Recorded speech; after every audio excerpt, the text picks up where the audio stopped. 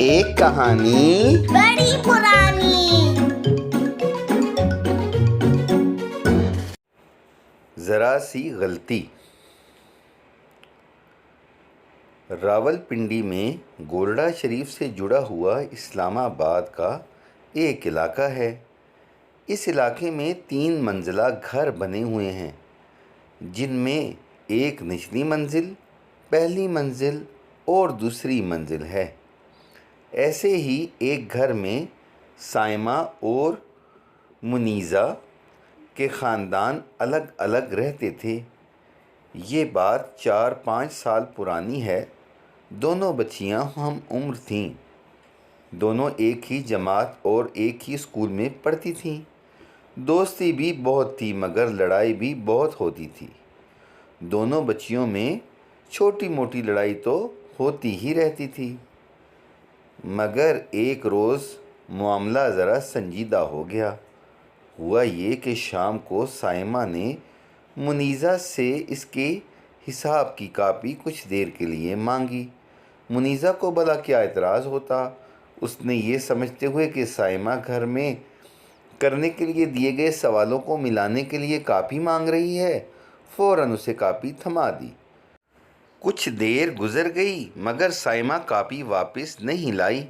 اگلے دن کے لیے اسکول بیگ ٹھیک کرتے ہوئے منیزہ کو خیال آیا تو وہ جلدی سے اوپر سائمہ کے گھر پہنچ گئی۔ ابھی وہ سائمہ کے کمرے میں پہنچی ہی تھی کہ اس کے غصے کا پارا چڑھ گیا۔ وہ کیا دیکھتی ہے کہ سائمہ اس کے حل کیے ہوئے سوال ہو بہو جلدی جلدی نقل کر رہی ہے۔ منیزہ نے نہ آؤ دیکھا اور نہ تاؤ، بس غصے سے اپنی کاپی سائمہ کے سامنے سے کھینچی اور گھر آ گئی۔ اب دوسرے دن کا قصہ سنو۔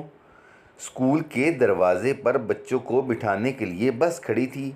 سائمہ تو جلدی سے آ کر بس میں بیٹھ گئی مگر منیزہ کو آنے میں ذرا دیر لگ گئی۔ سائمہ کو منیزہ پر بہت غصہ تھا۔ اس نے ڈرائیور سے جھوٹ کہہ دیا کہ منیزہ تو اس دن وقفے میں گھر چلی گئی تھی۔ اسکول بس کے ڈرائیور نے منیزہ کو بغیر بٹھائے بس چلا دی۔ سائمہ گھر پہنچی اور سیدھے اپنے کمرے میں جا کر سر درد کا بہانہ کر کے لیٹ گئی۔ منیزہ کی امی نے کچھ دیر انتظار کیا۔ 1 گھنٹہ اوپر ہو گیا تھا اور منیزہ گھر نہیں آئی تھی۔ اس زمانے میں موبائل فون تو اتنے عام تھے نہیں کہ وہ فوراً معلوم کرتیں۔ گھر کا فون خراب تھا۔ وہ سائمہ کی امی کے پاس آئیں۔ جب پتہ چلا کہ سائمہ تو گھنٹہ پہلے ہی گھر آ چکی ہے تو ان کے پیروں تلے سے زمین ہی نکل گئی۔ کیا کریں کچھ سمجھ نہیں آیا۔ سائمہ کے گھر سے ہی پریشانی کے عالم میں منیزہ کے ابو کو فون کیا۔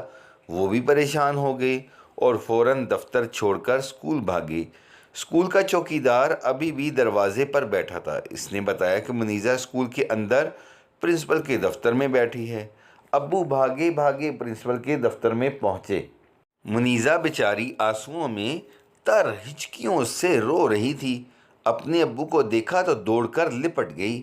پرنسپل کو ڈرائیور پر بہت غصہ تھا۔ انہوں نے اسے بلا کر بٹھایا ہوا تھا، مگر پتہ یہ چلا کہ قصور تو ڈرائیور کا بھی نہیں ہے۔